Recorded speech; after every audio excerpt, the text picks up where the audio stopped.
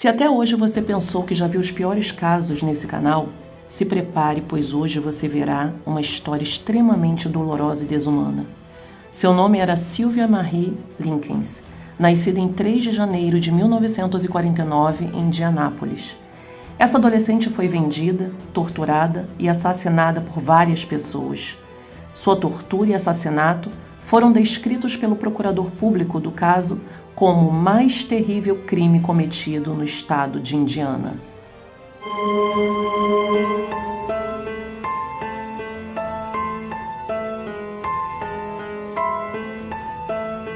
Bem-vindos novamente ao nosso canal Serial Crimes. E hoje o nosso canal traz um caso extremamente delicado até mesmo para eu narrar, devido a tamanha maldade envolvida nele. Impossível não se revoltar com essa história considerada como um dos maiores crimes da história dos Estados Unidos. Mesmo sendo evitada por vários canais criminais devido à sua perversidade, resolvi trazer para vocês esse pesadelo vivenciado pela adolescente Sylvia Marie Likens, que foi vendida por seus pais em troca de $20 por semana. Mas a pior parte da história não foi essa. E se você quiser saber tudo sobre essa história, já deixa aqui o seu like. E se você ainda não se inscreveu no canal, se inscreva agora mesmo. E vamos ao caso. Sylvia Marie Likens nasceu em 3 de janeiro de 1949 em Indianápolis. Seus pais se chamavam Lester Cecil e Elizabeth Beth Francis. Ela era a filha do meio entre um casal de gêmeos, 2 anos mais velhos que ela, Diane May e Daniel Kay. E outro casal de gêmeos 1 ano mais novos, Jane Faye e Benny Ray. O casamento de seus pais era instável e eles viviam se mudando diversas vezes. Isso fazia com que Sylvia ficasse na casa de parentes ou conhecidos, quando seus pais estavam em turnê com o circo. Em seus 16 anos de vida, Sylvia morou em 14 endereços diferentes.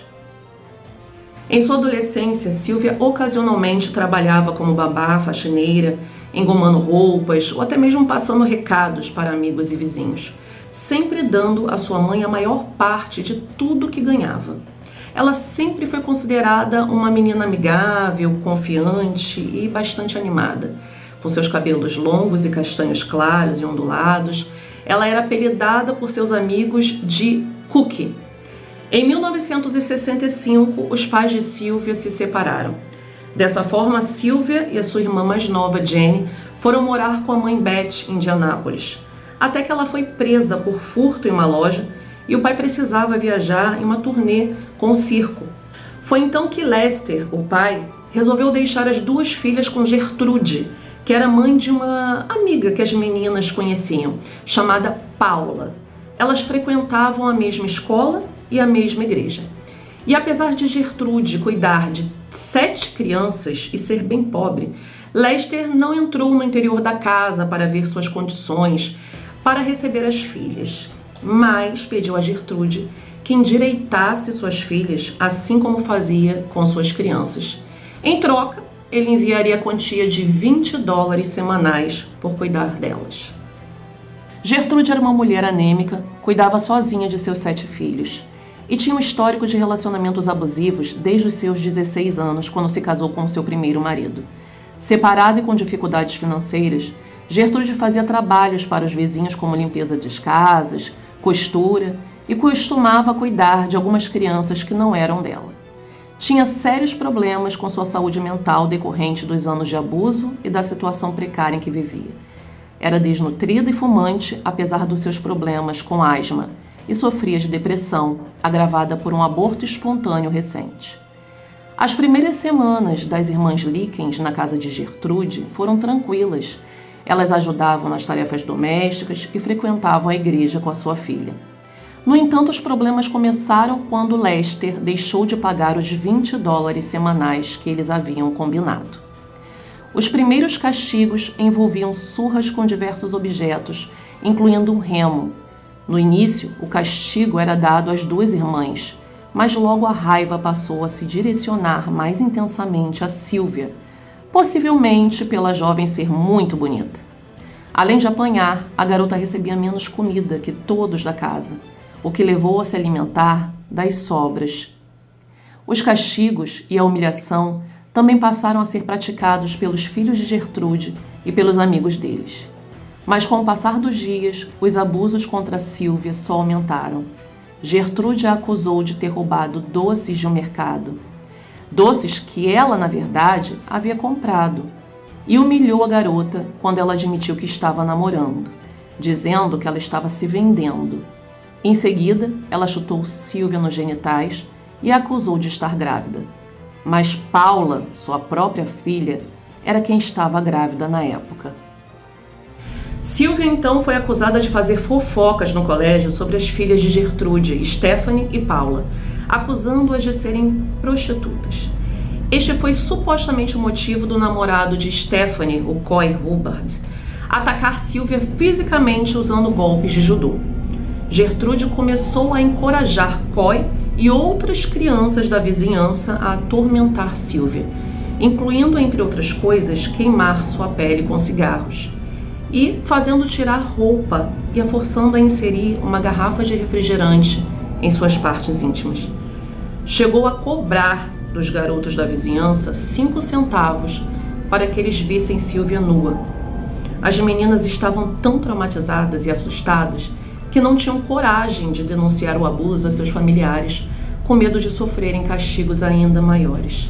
Elas nunca contaram nada a seus pais em suas raras visitas, mas chegaram a relatar a violência à sua irmã mais velha, Diana, que achou que as meninas estavam simplesmente exagerando.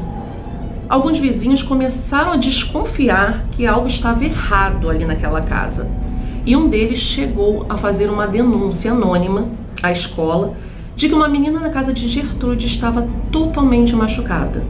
Foi então que Gertrude decidiu tirar Sílvia da escola. Mas o colégio mandou até a casa de Gertrude uma enfermeira investigar melhor essa denúncia. E Gertrude afirmava que Sílvia havia fugido de casa e que não sabia onde ela estava.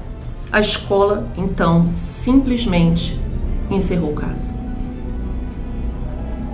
Ao longo dos meses, a violência e o abuso só pioraram, o que levou Sílvia a gradualmente ter incontinência urinária.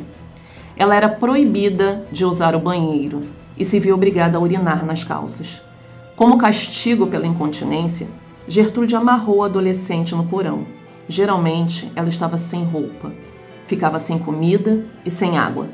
Mais tarde, ela foi obrigada a consumir a urina e as fezes espalhadas pelo porão. Em suas últimas semanas de vida, Sílvia sofreu ainda mais nas mãos de Gertrude e dos garotos da vizinhança.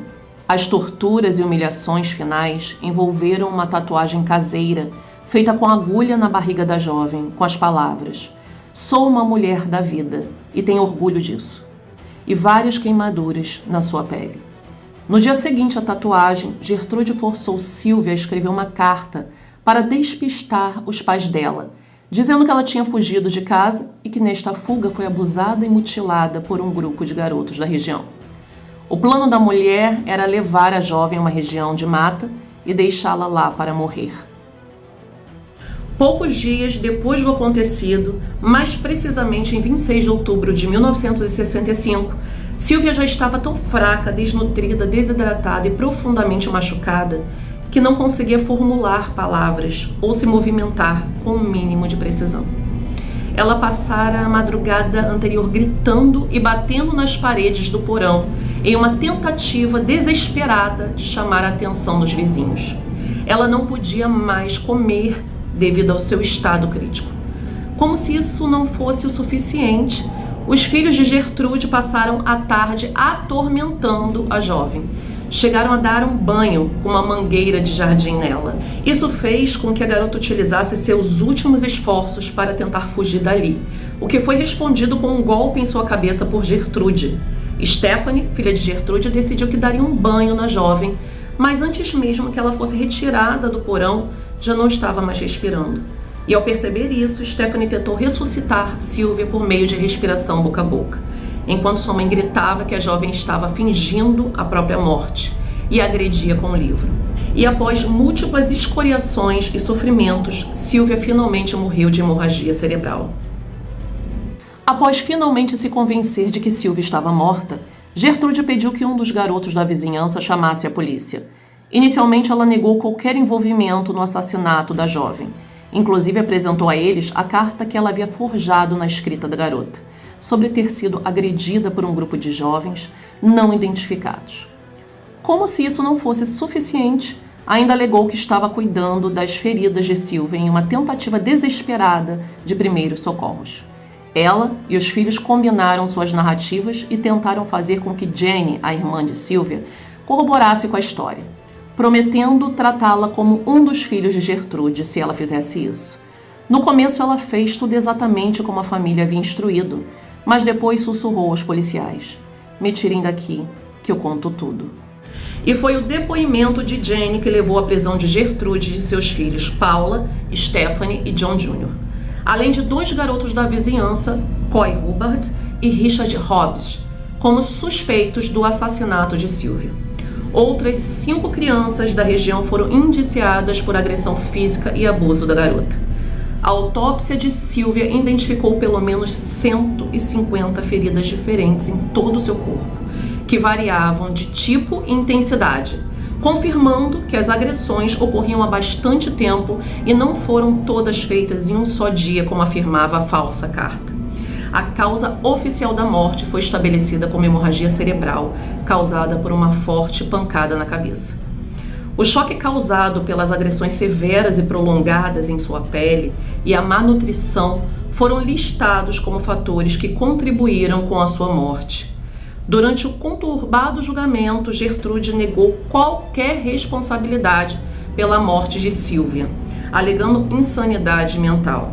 Segundo seu depoimento, ela afirmou que estava muito doente para tomar conta de suas crianças.